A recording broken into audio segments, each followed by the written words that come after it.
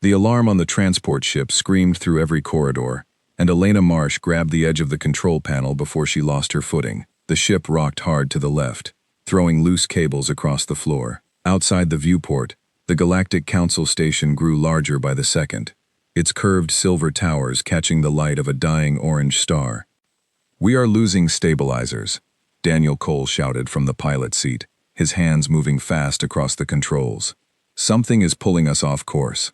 Elena steadied herself and looked at the screen showing their approach vector.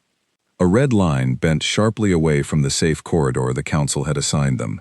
She had spent 3 years preparing for this journey, memorizing protocols, rehearsing speeches, choosing every word with care. None of that mattered if they could not even reach the station in one piece. "Is it a malfunction, or is someone doing this to us?" she asked. Grace Bennett, the young aide seated behind her, was already scanning the data. Her fingers trembled slightly, though her voice stayed calm. "The station's outer field is active. I think they are testing us. Some kind of scan pulse just passed through our hull." "A scan for what?" Daniel asked, wrestling the controls back toward center. "I do not know," Grace said, but it stopped as suddenly as it started. The shaking eased. The red line on the screen slowly bent back toward the safe corridor, as though an invisible hand had released its grip. Elena exhaled and sat down, her heart still pounding. She had known this mission would be difficult. She had not expected it to test them before they even landed. "Welcome to the Galactic Council," she muttered. Daniel guided the ship through the final approach, and the station's landing bay doors opened like a mouth swallowing them whole. The transport settled onto the deck with a soft hiss of released pressure. For a long moment, nobody moved. Then Elena stood, smoothed her uniform, and looked at the 2 people who had come this far with her. "This is it," she said. "Whatever happens next, we represent every person on Earth, every mistake we have made, every step we have taken to change. Remember that." Grace nodded, though her eyes betrayed her nerves. Daniel simply tightened his jaw and reached for the case that held their formal credentials, along with the ceremonial items each delegation was required to present upon arrival. It was tradition among the member worlds, a symbolic gesture meant to show trust. Each species brought forward an object representing its journey to peace. For humanity, the object chosen was a set of ancient hand weapons, retired centuries ago, kept now only in museums, as reminders of a history nobody wanted repeated. Elena had argued against bringing them, worried about how they might be seen. The Council of Nations back home had insisted otherwise. They wanted honesty, not decoration. The doors of the transport slid open, and cool station air rushed in, carrying a faint metallic scent unlike anything on Earth. Elena stepped out first, Grace and Daniel close behind her, carrying the sealed case between them. The landing bay stretched wider than any building Elena had ever stood inside. Pillars of pale blue light rose from the floor to the ceiling, humming with a low frequency she could feel in her chest. Figures moved along the far walkways, some tall and slender with skin like polished stone, others small and quick, communicating through soft chimes rather than words. None of them looked toward the humans directly, yet Elena felt watched from every angle. A single figure approached from the center of the bay, moving with unhurried grace. It stood taller than Elena, its form draped in flowing fabric that shifted color as it moved, deep blue fading into silver with each step. Its face held 2 large dark eyes and no visible mouth, yet a voice reached Elena's mind clearly, translated by the small device clipped to her collar. "Ambassador Marsh of Earth, I am Vesa, envoy of the Threnai Accord. The Council awaits your arrival with great interest." Elena bowed slightly, as she had been taught during years of preparation. "Thank you, Vesa. We are honored to be here." "Honor," Vesa repeated, tilting its head slightly, as though testing the word. "We will see if that word holds true. Please, follow me. The chamber is not far." They walked together through a corridor lined with windows showing distant stars and the slow curve of the dying orange sun. Elena tried to focus on her breathing, on the steady rhythm of her own footsteps, rather than the strange feeling that every shadow along the walls concealed a watching eye. "May I ask," Elena said carefully, "what happened during our approach? Our ship experienced some difficulty." Vesa did not slow its pace. "A standard evaluation. New arrivals are always tested before entry is granted. It reveals character under pressure. You handled it calmly. That is noted favorably. Elena glanced back at Daniel, who raised an eyebrow but said nothing. Grace tightened her grip on the case she carried. They passed through a set of towering doors that opened without sound, revealing a chamber unlike anything Elena had imagined. It was circular, rising many levels high, filled with seats occupied by delegates from more worlds than she could count. Some seats held single figures, others held entire clusters of smaller beings moving as one unit. At the center of the chamber stood a raised platform, empty and waiting. A hush spread through the room as the humans entered. Thousands of eyes, some familiar in shape, many entirely alien, turned toward the small group walking across the chamber floor. Elena kept her chin level and her step steady, though her pulse raced beneath her calm exterior. "The floor is yours, Ambassador," Vesa said, gesturing toward the platform, before stepping back into the crowd. Elena climbed the short set of stairs, Grace and Daniel remaining just below, the case still held carefully between them. She turned to face the vast assembly, took a breath, and began the speech she had rehearsed countless times. "Members of the Galactic Council," she said, her voice carried clearly through the chamber, by the translation systems humming somewhere unseen. "On behalf of the people of Earth, I thank you for this invitation. Our journey to reach you has taken generations. We come not as a finished people, but as one still learning, still growing, hoping to walk beside you as partners in peace." A murmur passed through the crowd, neither hostile nor warm, simply attentive.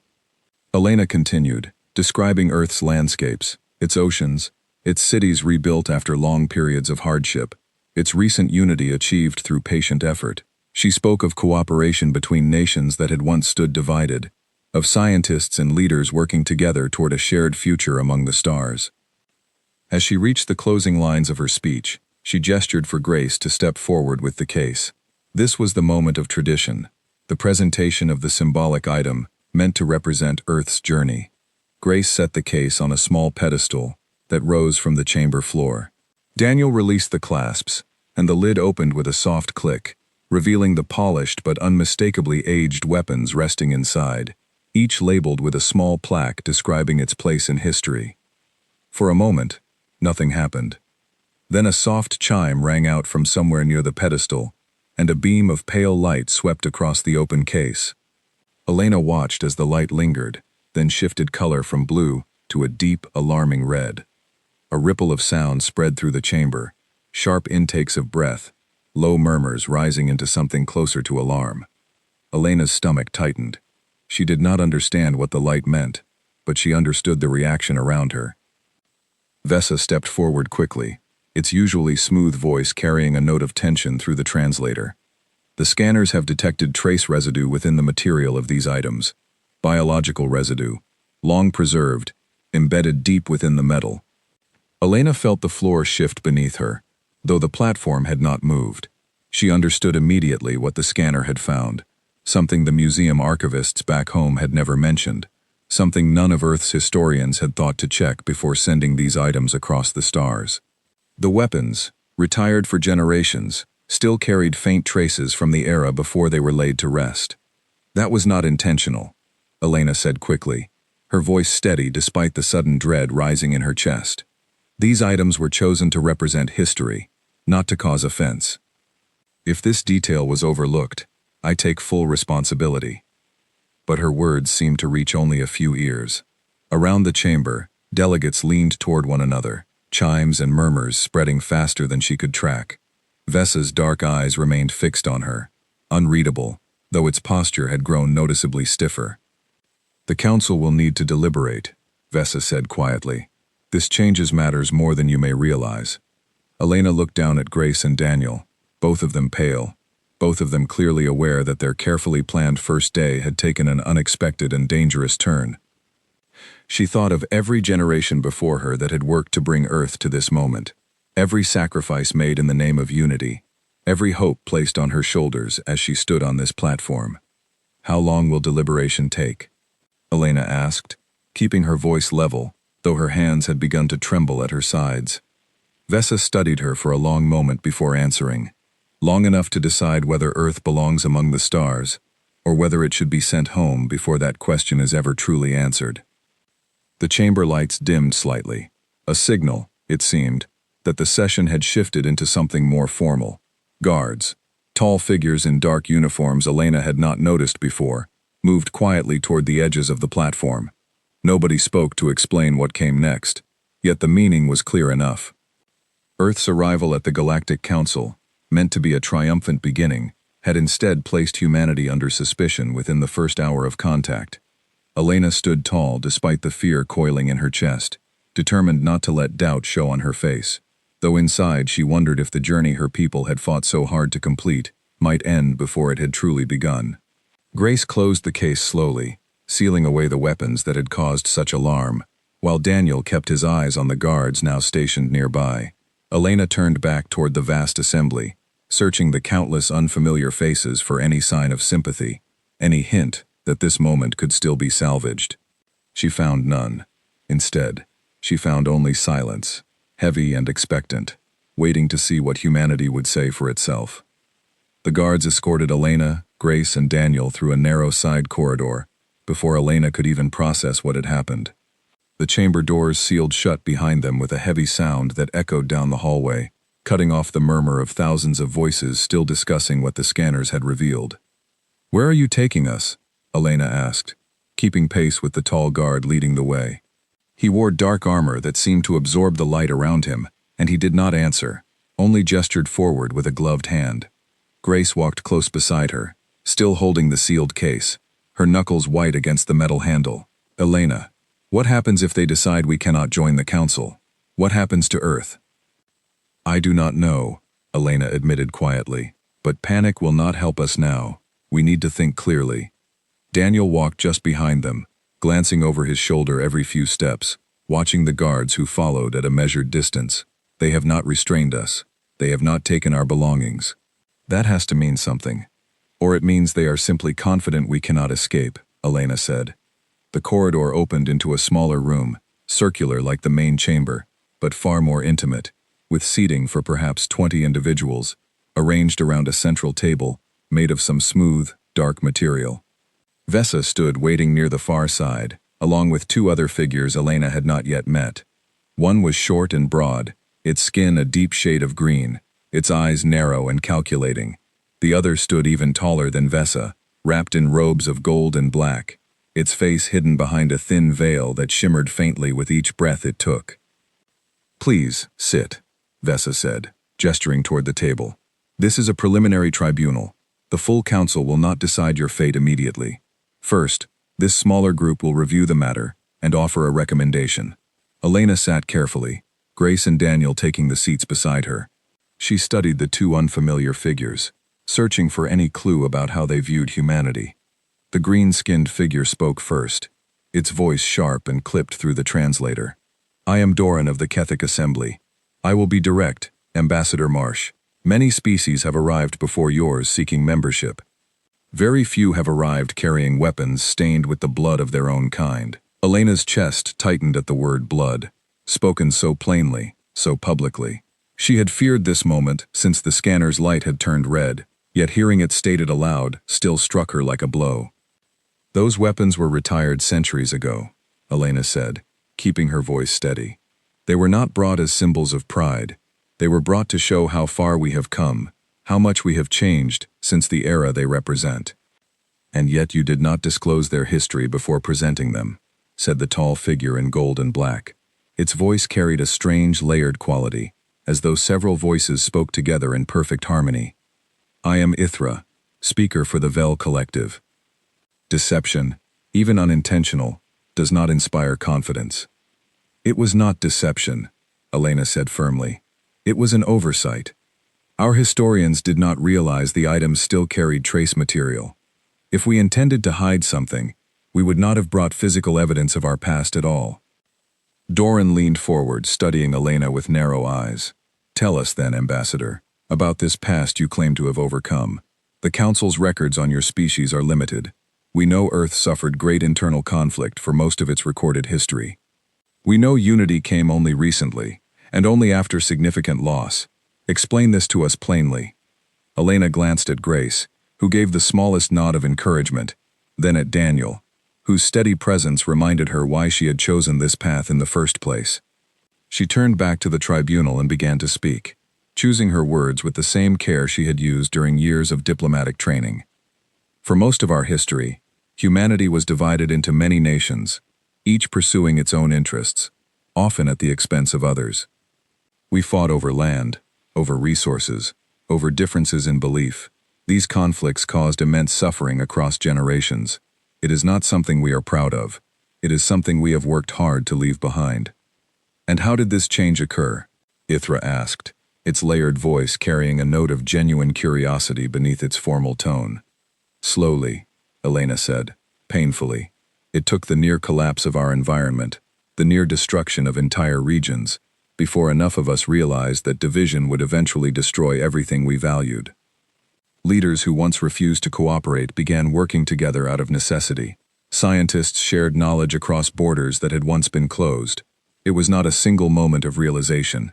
It was decades of small decisions, each one moving us further from conflict and closer to unity. Doran's expression remained skeptical, though he said nothing immediately.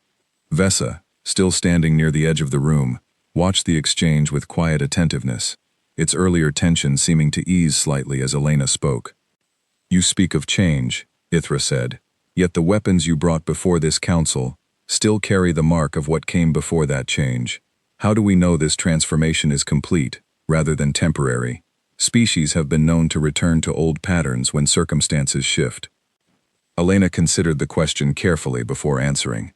You cannot know for certain, not from a single conversation. No species could offer you absolute certainty about its own future. What we can offer is our record, imperfect as it is, and our willingness to be transparent about it. We did not erase our history. We did not hide our weapons in storage and pretend they never existed. We brought them here, openly, as a reminder to ourselves as much as to you, of what we must never allow to happen again. A long silence followed her words. Doran exchanged a glance with Ithra, though neither spoke immediately. Vesa stepped closer to the table, its flowing robes shifting from silver to a pale gold. There is precedent for what you describe, Vesa said softly, though it has been many centuries since any species presented its history so openly before this council. Precedent does not guarantee approval, Doran said sharply. The council's foremost duty is the protection of peace across member worlds. If Earth's capacity for conflict remains within its people, admitting your species could introduce instability we cannot afford. Elena felt anger rise briefly within her chest, though she forced herself to remain calm. With respect, every species in this council likely carries some history of conflict. Peace is rarely a starting point. It is usually something built, slowly, out of struggle. If Earth is judged unworthy simply for admitting where it came from, while other worlds are judged worthy for concealing similar histories, then this council's standards are not truly about peace at all. They are about appearances. The room fell utterly silent. Grace shot Elena a look of quiet alarm, clearly worried the comment had gone too far, while Daniel's jaw tightened, though he said nothing to stop her. Ithra tilted its veiled head slightly, the shimmering fabric catching the light. That is a bold accusation to make before this tribunal, Ambassador. It is not an accusation, Elena said. It is an honest question. I am not asking for special treatment. I am asking for fairness. Doran opened his mouth to respond, but before he could speak, a soft chime interrupted the room, and a new voice entered through a hidden speaker system, calm and measured. This session is now being observed by additional council members. Please continue. Vesa's posture shifted slightly, a subtle tension returning to its frame. The full council is monitoring these proceedings, it explained quietly. Your words are being heard beyond this room, Ambassador Marsh. Elena's heart raced, though she kept her expression composed. There was no taking back what she had already said, and in truth, she did not wish to.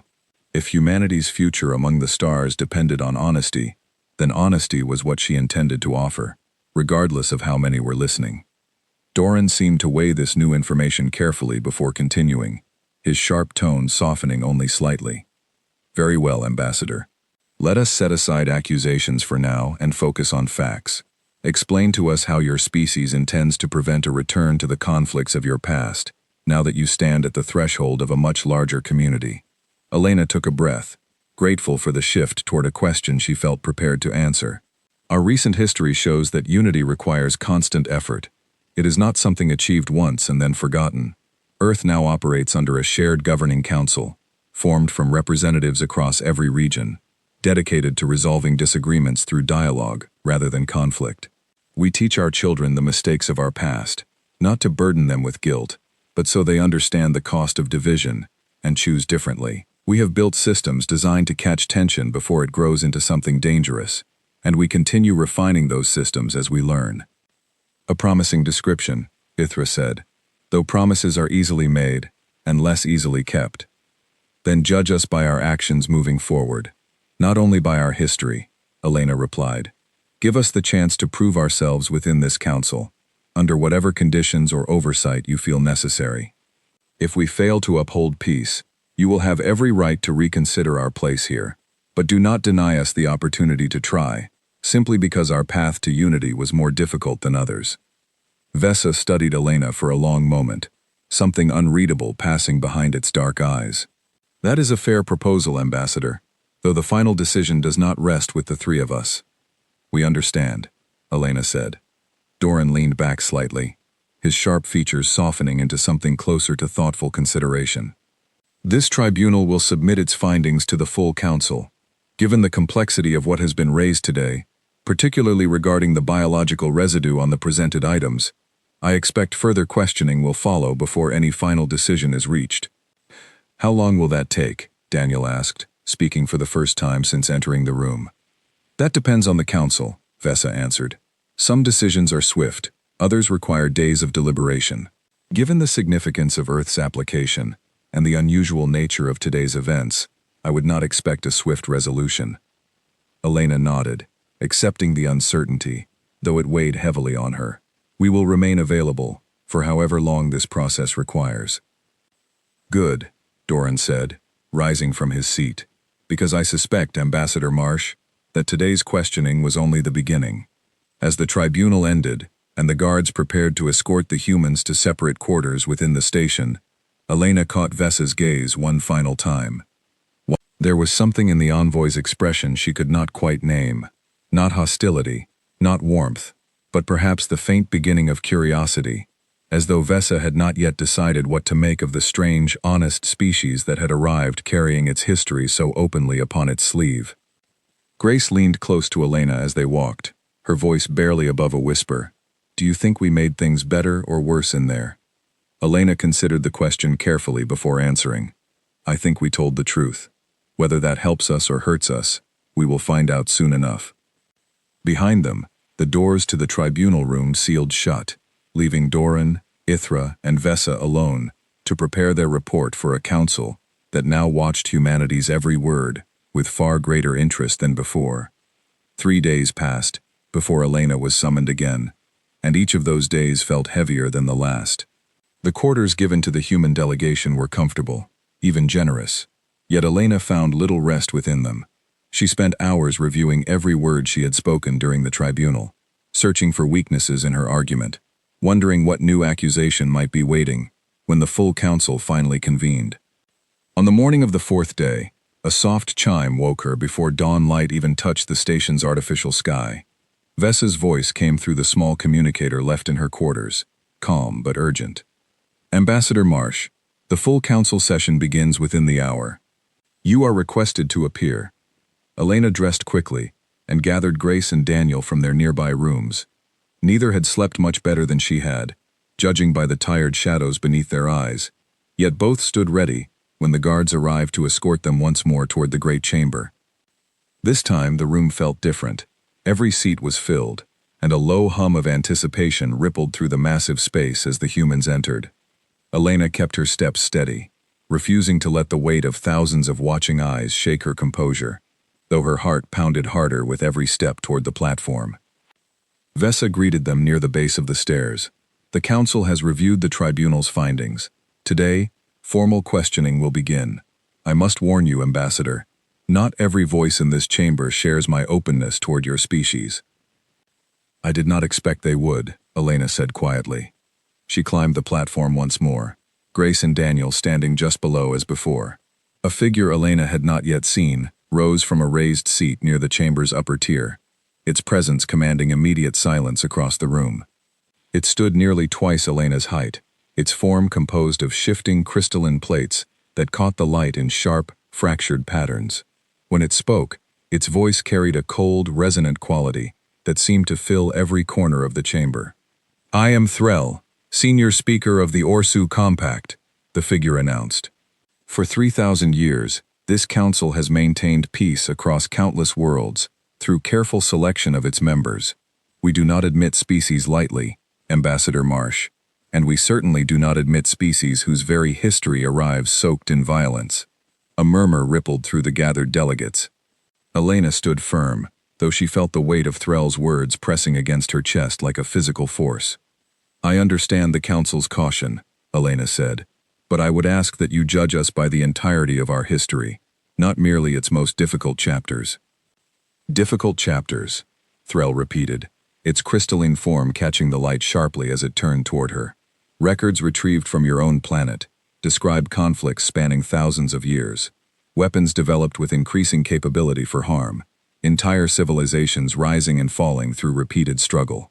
This is not a single difficult chapter, Ambassador.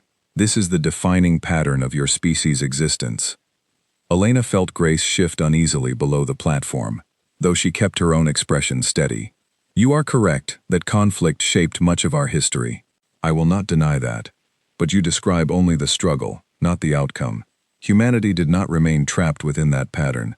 We broke free of it, through effort that spanned generations, through choices made deliberately and repeatedly to build something better." "And yet," Threll said, "you arrived at this council carrying physical evidence of that very pattern, evidence stained with the substance of harm done to your own kind. If your transformation were truly complete, why would such evidence still exist, let alone be presented before this assembly?" "Because forgetting is not the same as healing," Elena answered, her voice growing steadier with each word.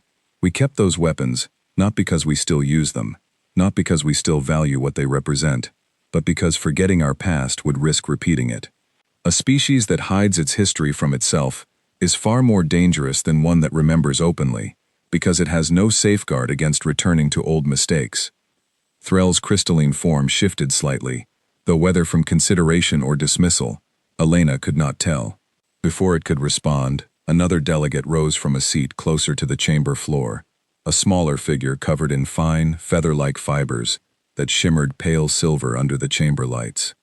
"If I may," the new figure said, its voice softer than Threll's, though no less pointed. "I am Sael, representing the Ovaran cluster. I have reviewed the historical records shared by Earth's delegation. I find the pattern troubling, not because conflict occurred, many species share that history, but because of how recently it ended. Peace achieved only within the current generation offers little assurance of permanence." Elena nodded, acknowledging the fairness of the concern, rather than dismissing it outright. "That is a valid point, and one I cannot fully resolve today. No amount of speech can prove decades of stability where only years currently exist. What I can offer is this. Every generation since our unification has strengthened, not weakened, our commitment to peace. Each year that passes without conflict adds to the foundation we are building. I ask only that the Council allow us the chance to continue building that foundation as members of this community, rather than isolated and unsupported." Sael tilted its head thoughtfully, saying nothing further for the moment, though its posture suggested Elena's answer had not been entirely dismissed. Threll, however, remained unmoved. "Chances are not without risk, Ambassador. Should Earth's stability falter after admission, the consequences extend beyond your own world. Trade routes, shared defenses, cooperative projects across dozens of systems could all be affected by instability introduced through a single member's failure to maintain the peace it promised." "Then let the Council impose whatever conditions it deems necessary," Elena said firmly. "Probationary status, regular review, restricted access to certain technologies, until trust is established. We are not asking to be trusted blindly. We are asking for the opportunity to earn that trust through action."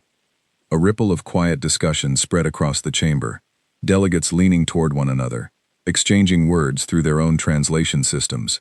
Elena remained still on the platform, aware that every gesture, every flicker of expression, was being observed and weighed by beings who had lived through histories far longer, and in some cases, far more complicated than her own species could yet imagine. It was then that a new voice entered the discussion, quieter than the others, yet carrying enough weight to draw immediate attention.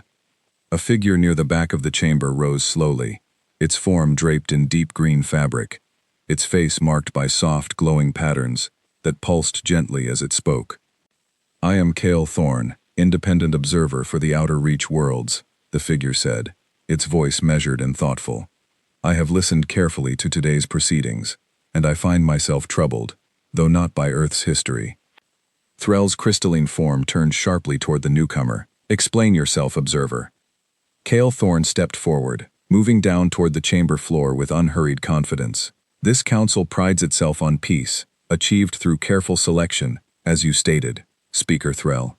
Yet peace built upon selective memory is not true peace. It is merely the appearance of peace, maintained by silence rather than resolution." "What are you suggesting?" Sale asked, its feathered form rustling slightly with evident curiosity. "I am suggesting," Cale continued, "that Earth's willingness to present its history so plainly, flaws and all, stands in stark contrast to how certain member species have historically approached their own pasts. I do not say this to condemn anyone present. I say this because fairness demands consistency.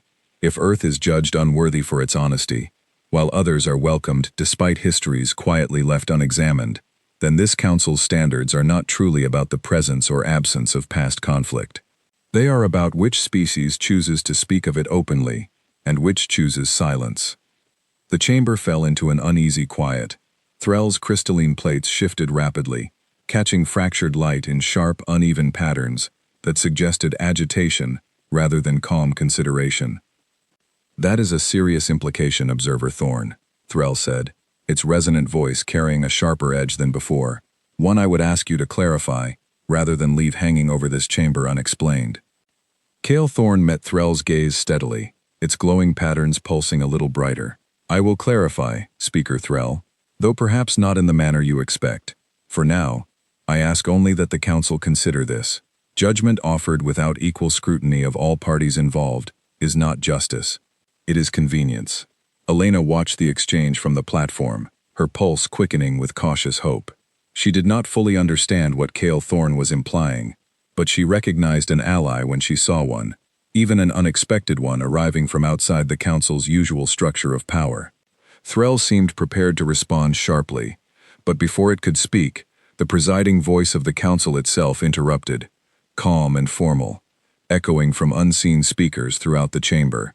"This session will pause briefly. The Council requires time to consider the points raised today before proceeding further."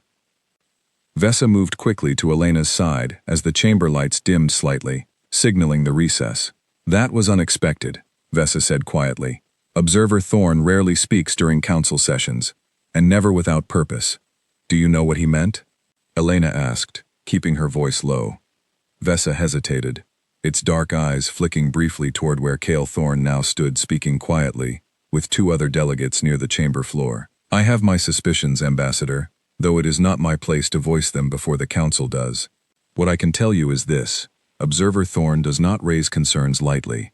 If he has chosen to speak now, on Earth's behalf, it is because he believes there is something worth uncovering."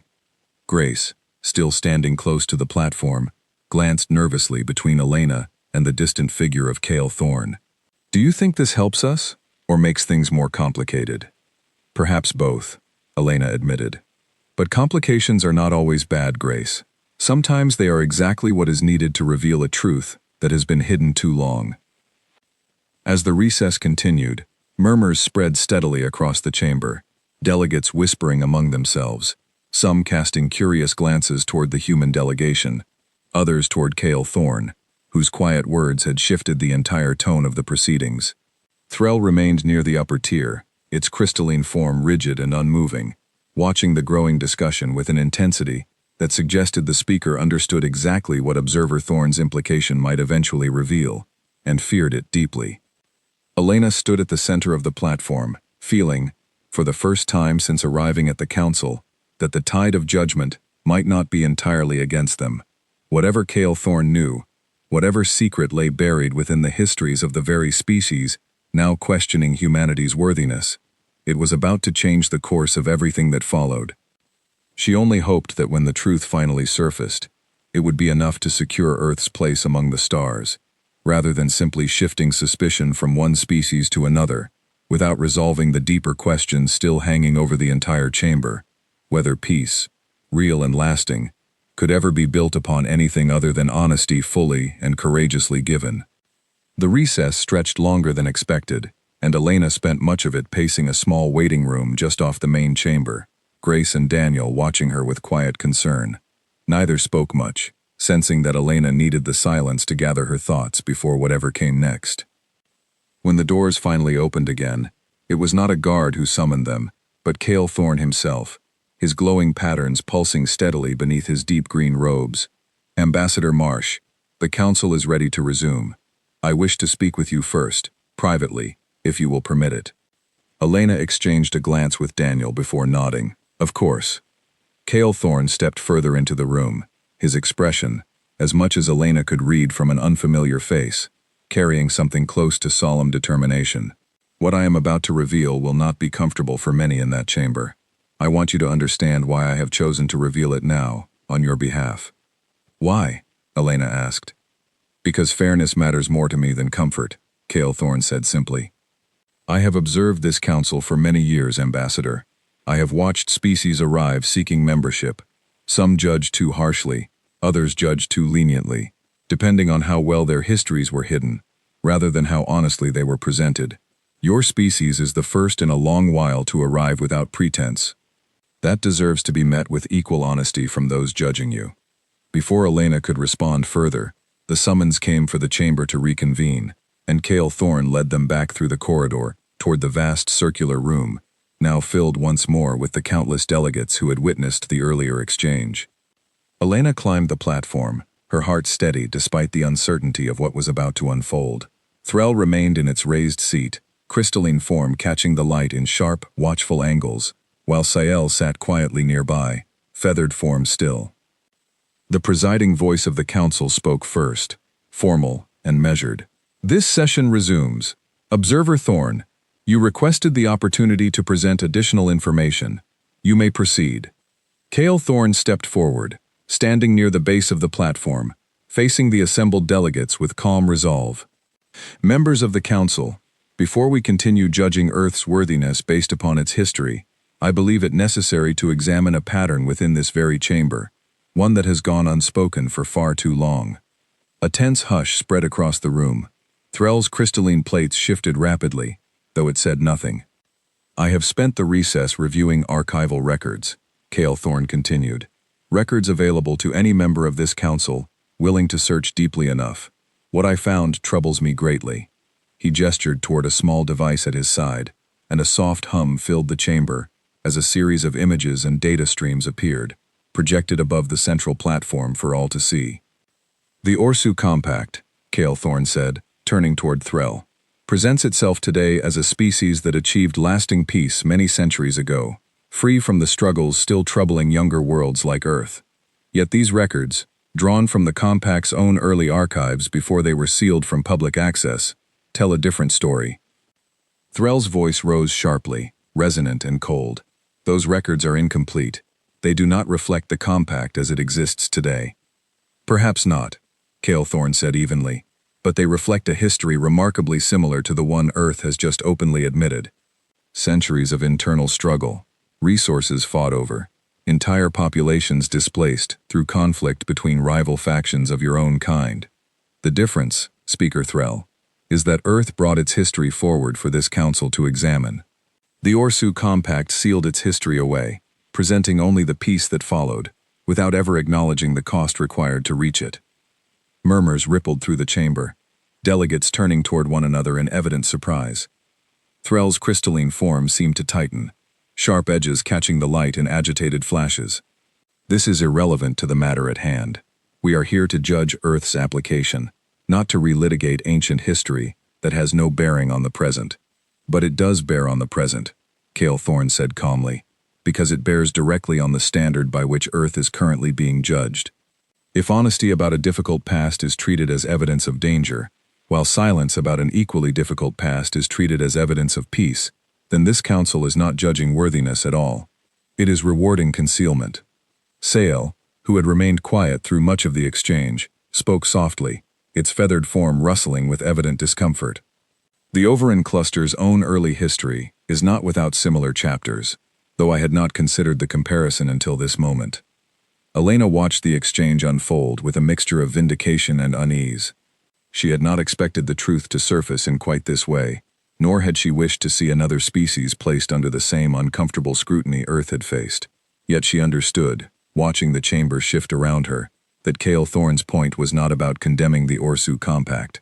It was about revealing the uneven standard beneath which humanity had been judged from the moment it arrived.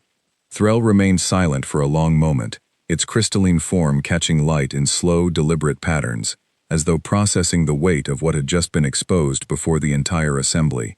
When it finally spoke, its voice had lost some of its earlier sharpness, replaced by something more measured, though still guarded. Even if what you say is accurate, Observer Thorne, the Compact's past conflicts ended many generations ago.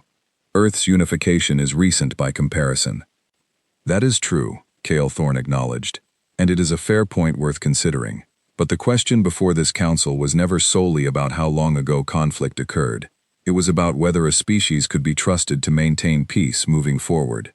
Earth has offered this council complete transparency about its journey, difficult as that journey has been. The Compact, by contrast, has offered only the finished result, without ever allowing this council, or perhaps even its own people, to examine the path that led there. A new voice rose from elsewhere in the chamber, one of the smaller delegates Elena had not yet heard speak, its form composed of shifting patterns of light rather than solid matter. Perhaps the true question is not which species has the cleaner history, but which species demonstrates the greater willingness to be honest about the history it holds. Agreement rippled through parts of the chamber, soft murmurs of consideration spreading among delegates who moments earlier had watched Earth's application with clear suspicion. Elena felt something shift in the room, a subtle change in the weight pressing against her chest since the moment the scanner's light had turned red. Threll rose fully from its seat, its crystalline form catching the light sharply, as it addressed the chamber directly. I will not deny what has been revealed today. The Orsu Compact's early history contains chapters we have chosen, for many generations, not to revisit. Perhaps that choice was made in the belief that dwelling on such matters served no purpose beyond causing unnecessary discomfort. I see now that this belief may have been mistaken. The admission, quiet and measured as it was, carried enormous weight across the silent chamber.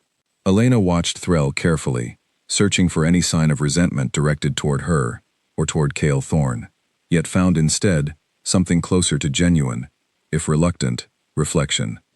I do not say this to diminish Earth's continued need to demonstrate its commitment to peace, Threll continued. But I acknowledge that the standard applied to their application today was perhaps harsher than the standard this council has applied to itself.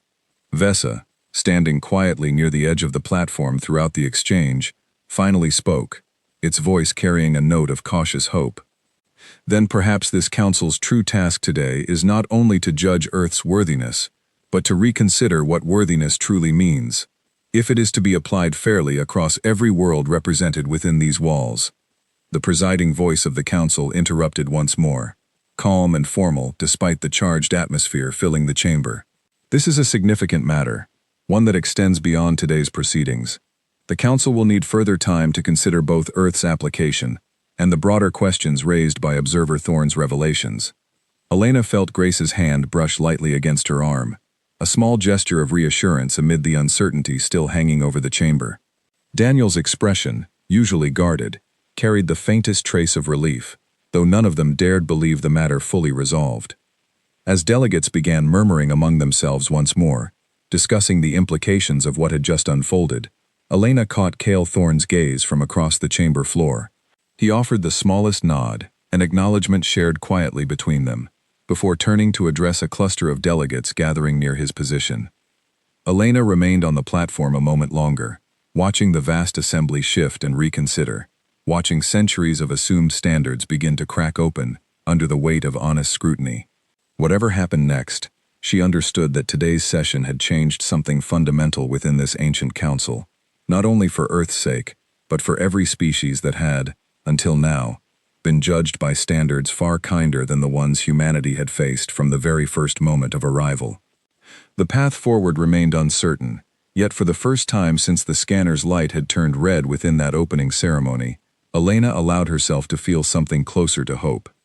2 more days passed before the final summons arrived, and this time, Elena felt a different kind of tension settle over the human delegation, one shaped less by dread and more by anticipation. Vesa arrived personally to escort them, its robes shifting between soft gold and pale blue as it walked. "The council has reached its decision," Vesa said as they moved through the corridor. "I will not say more than that. It is not my place to reveal the outcome before it is formally announced." Elena nodded, her pulse quickening despite the calm she tried to project. Grace walked close beside her, the sealed case once again in her hands, though its contents no longer felt like a burden the way they had upon arrival. Daniel kept his usual watchful pace behind them, though even he seemed to carry a lighter step than before. The chamber doors opened, and the vast assembly waited exactly as it had during every previous session, though something in the atmosphere felt different now. Fewer whispers passed among the delegates. More eyes met Elena's gaze directly, rather than sliding away in quiet judgment. Elena climbed the platform one final time, standing tall as she faced the countless representatives of worlds far older and stranger than her own. Threll remained in its raised seat, its crystalline form calmer now than during earlier sessions. Sael sat nearby, feathered form still, watching with quiet interest. Cale Thorne stood near the chamber floor, his glowing patterns steady beneath his deep green robes. The presiding voice of the council spoke, formal and clear, carrying easily across the silent chamber. "After extensive deliberation, this council has reached a decision regarding Earth's application for membership." Elena held her breath, aware of Grace and Daniel doing the same just below the platform. "This council recognizes that no species arrives at unity without cost," the voice continued. "We recognize further that Earth's willingness to present its history honestly, rather than concealing it as tradition and comfort might have suggested, reflects a quality this council should value, rather than punish. The revelations brought forward during these proceedings have reminded us that peace built upon selective memory is fragile, while peace acknowledged honestly, flaws included, carries far greater strength." A murmur of agreement passed through parts of the chamber, though Elena remained still, waiting for the words that would determine everything.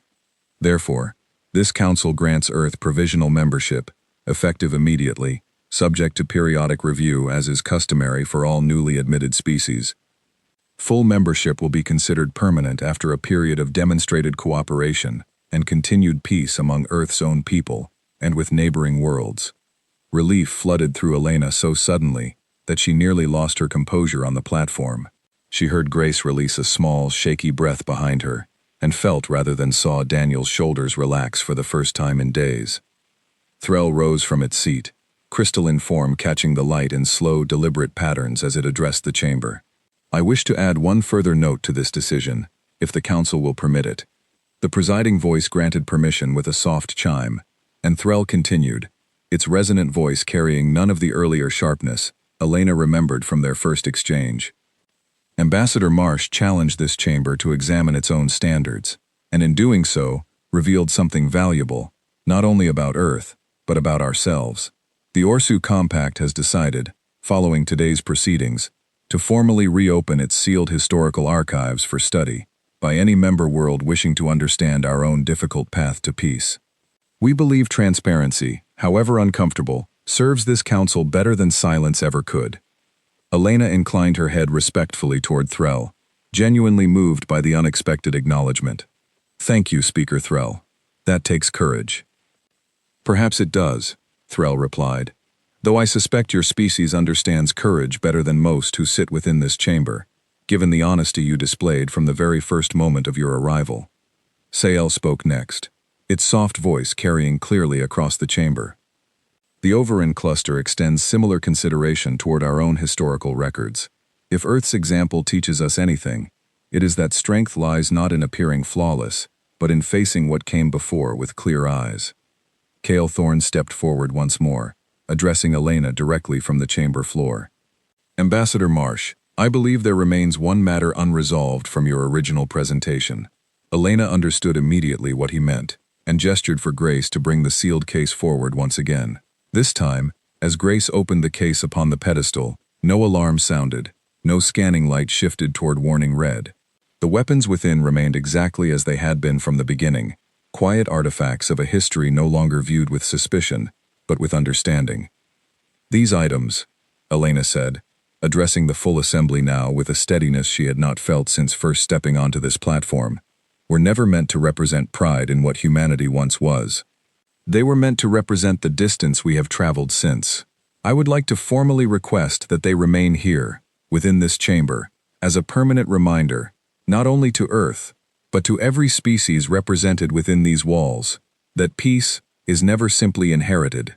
It is built, deliberately and continuously, by those willing to remember what came before, rather than pretend it never existed. A long moment of silence followed, broken finally by the presiding voice of the council. This council accepts Ambassador Marsh's request.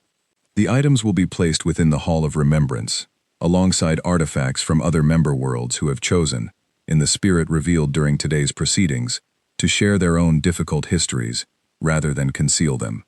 Elena felt a weight lift from her chest that she had carried since the very first alarm sounded aboard their transport ship, days that now felt like a lifetime ago. She looked out across the assembled delegates, faces both familiar and strange, and felt, for the first time, that Earth truly belonged among them, not because humanity had proven itself flawless, but because it had proven itself willing to be honest about its flaws.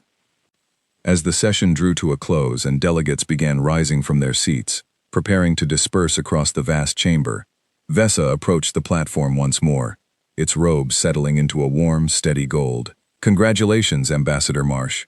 Earth has earned its place among the stars. Thank you, Vesa, Elena said, for your patience, and for giving us a fair hearing from the very beginning. It was not entirely fair, Vesa admitted, not until Observer Thorne reminded this chamber of the standards we ask others to meet, while too often failing to meet them ourselves. Perhaps that is the greater lesson Earth has brought to this council today. Grace stepped up beside Elena, still holding the now empty case, her earlier nervousness replaced by quiet pride. We did it, she said softly, almost to herself. We did, Elena agreed. Though this is only the beginning, provisional membership means we still have much to prove. Then we will prove it, Daniel said firmly, joining them at the edge of the platform. Just as we have proven everything else, one difficult step at a time.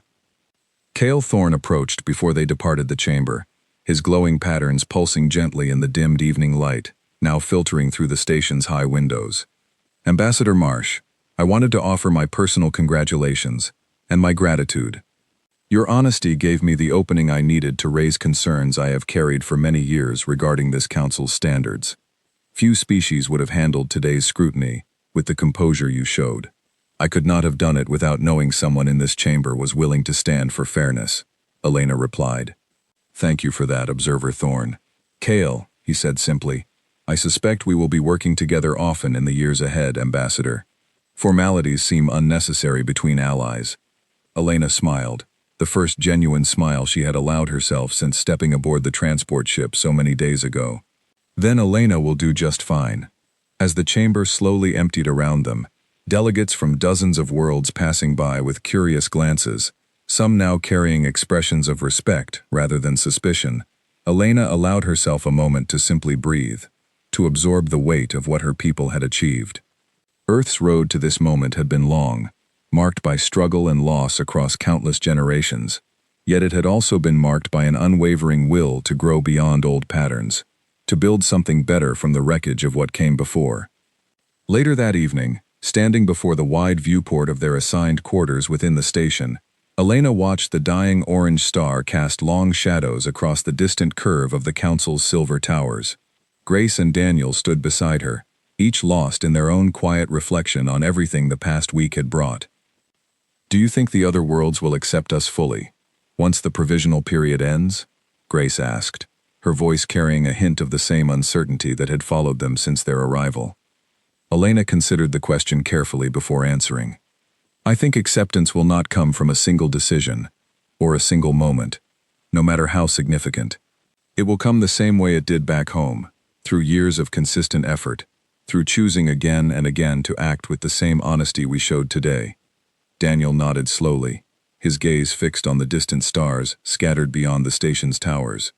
"Then we simply keep going, the way we always have."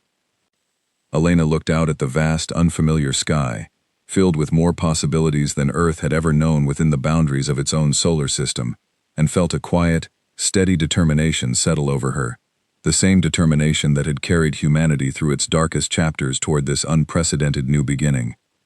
"Yes," she said softly, more to herself than to either of her companions. "We keep going." Behind them, sealed safely within the Council's Hall of Remembrance, the weapons that had once threatened to end humanity's journey among the stars now rested quietly beside artifacts from a dozen other worlds, each one a testament to struggles overcome, each one a promise, carried forward into an uncertain but hopeful future. Earth had arrived at the Galactic Council, carrying the marks of its difficult past openly upon its sleeve, and in doing so, had not only secured its own place among the stars, but had reminded an ancient community of worlds that true peace was never about appearing perfect. It was about the courage to be honest, to remember, and to keep choosing a better path, one deliberate step at a time.